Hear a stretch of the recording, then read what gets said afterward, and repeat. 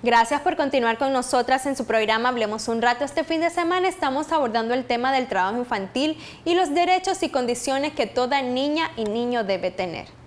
Se dice que más de 200 millones de niñas y niños a nivel mundial trabajan para subsistir.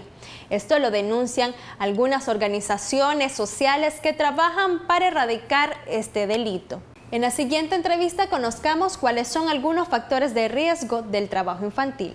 Gracias, Catherine. Yo me encuentro por este lado del set acompañada de la licenciada María Consuelo Sánchez. Ella es directora de la Asociación Quincho Barrilete y vamos a estar hablando sobre las causas y factores de riesgo del trabajo infantil. Bienvenida, licenciada. Cuéntenos, licenciada, cuáles son las principales causas del trabajo infantil. Bueno, el trabajo infantil para nosotros es realmente un problema, ¿verdad? Porque las causas vienen desde las familias, básicamente son familias muchas veces desarraigadas, son familias que ejercen ellos el trabajo informal y por ende no pueden dejar muchas veces a sus hijos en la casa y se los llevan a trabajar consigo. A lo otro es que la familia también tiene necesidades económicas y al tener necesidades económicas tienen que sacar a sus niños a trabajar para producir más dinero. Entonces es como un círculo en lo que se convierte el trabajo infantil y el hecho de no ir a la escuela porque dejan de ir a la escuela, entonces se van metiendo como la única alternativa el trabajo. Tomando en cuenta lo que nos ha mencionado, ¿a qué factores de riesgo se les expone con esto a los niños y niñas? Va desde la falta de oportunidades, o sea, la desescolarización, va la violencia, se exponen a la violencia en las calles, al abuso sexual, a la explotación sexual, a la droga y sobre todo a la falta de criarse y desarrollarse en un ambiente seguro y en familia, ¿verdad? ¿Qué limitantes trae consigo el trabajo infantil para la vida del menor?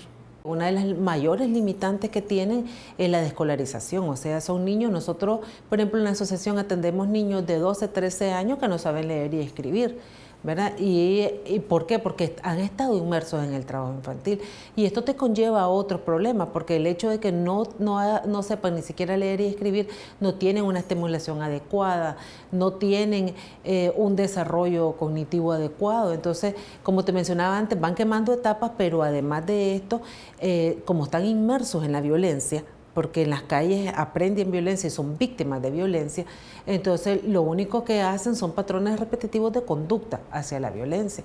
Entonces en el transcurso de los años lo que nos vamos encontrando son personas adultas. Por ejemplo, las madres de los niños que nosotros atendemos son personas adultas que estuvieron inmersas en el trabajo infantil desde niños, no saben leer y escribir y no tienen otra alternativa que seguir en el mismo medio. ¿Cómo se pueden reducir estos factores de riesgo tomando en cuenta que en Nicaragua existen muchas familias de escasos recursos que encuentran como única vía el trabajo familiar, incluyendo el trabajo infantil?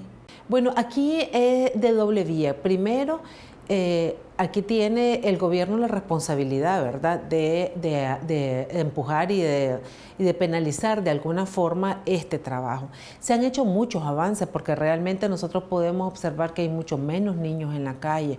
En la calle ahora los muchachitos ya no están pidiendo en los semáforos, ¿verdad? Se ha reducido mucho, pero en los barrios se sigue dando. Los padres siguen llevándoselo. Entonces tendríamos que hacer toda una campaña, ¿verdad?, con el gobierno, que son las instituciones que son las responsables de la protección especial de los niños y las organizaciones que trabajamos en estos temas para, en primer lugar, hacer un trabajo de conciencia de la importancia del estudio y de que el niño se desarrolle como tal.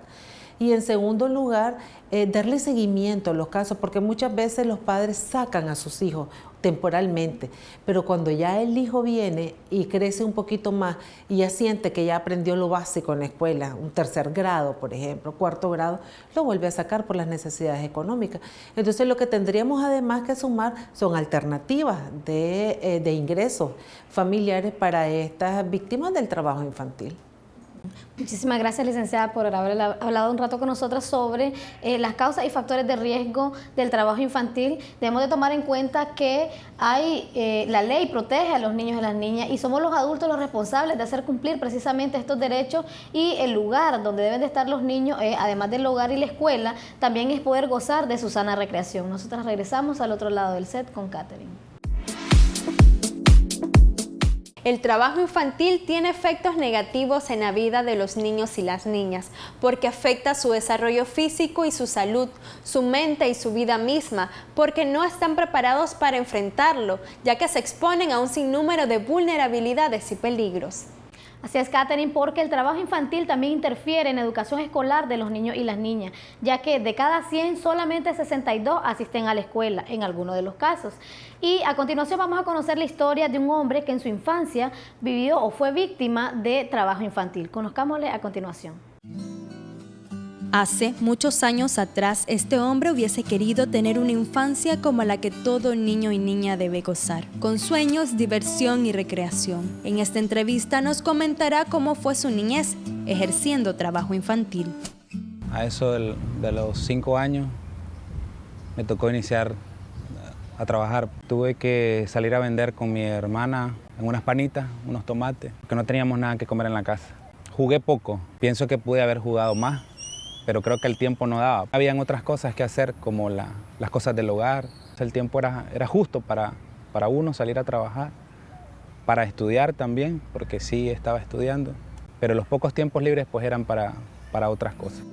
Este joven se remonta en que su infancia los riesgos eran menores a los que ahora suceden y reconoce que ante esta situación se preocupan más por los recursos económicos que pueden llevar a su hogar y no los riesgos que implica el trabajo infantil.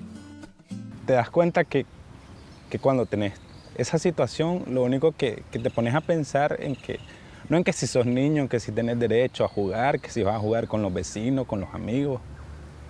Yo creo que te pones a pensar en cómo traer comida a la casa, cómo traer dinero para poder solventar tantas cosas, es decir, la comida, la vestimenta, los zapatos. Creo que todos los niños y las niñas que nacen en situación de pobreza se sienten discriminados, se sienten excluidos.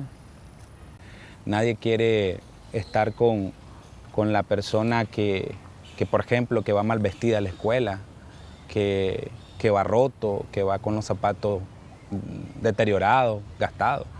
Nadie quiere estar con el chavalo. Entonces, yo tampoco tuve amigos en la escuela. Su paso por la vida fue un tanto difícil. A pesar de las limitantes y pobreza, él transformó su vida. Me tocó, por ejemplo, pedir beca para poder estudiar, para no tener esos problemas con el tema del dinero. Me tocaba también, por ejemplo, hacer trabajos de otros para ganar un poco de dinero y eso. La verdad que creo que lo más sentido de la vivencia, pues de la niñez a la adolescencia en este contexto, es que la casa pasa a ser lo más importante y entonces asumís un rol de adulto que no te corresponde, es decir, dejas de ser niño para ser un adulto a temprana edad. Para él, pensar en trabajo infantil es pensar en su vida, recordar todos los derechos que se le privaron y aquellas situaciones que no realizó al dejar de ser niño.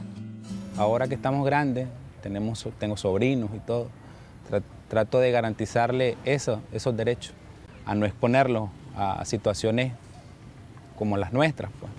Yo creo que mis hermanos y yo, logramos superar esa situación económica en la que nos encontrábamos y ahora pues los pequeños de la casa tienen condiciones, ¿verdad? Y han nacido con condiciones para poder tener una mejor calidad de vida. Si los padres no abandonaran a las madres, si los padres no abandonaran a los hijos, yo creo que la situación de los niños y las niñas fuese distinta, porque los niños, ¿verdad?, fueron concebidos por una madre y por un padre.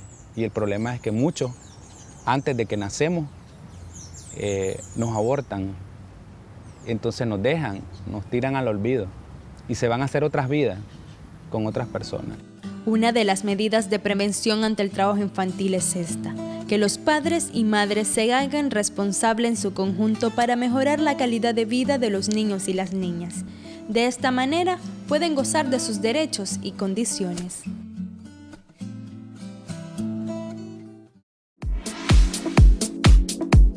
Es momento de nuestra siguiente pausa comercial, pero al regresar estaremos hablando sobre las afectaciones psicosociales que trae el trabajo infantil para los niños y las niñas. Ya regresamos.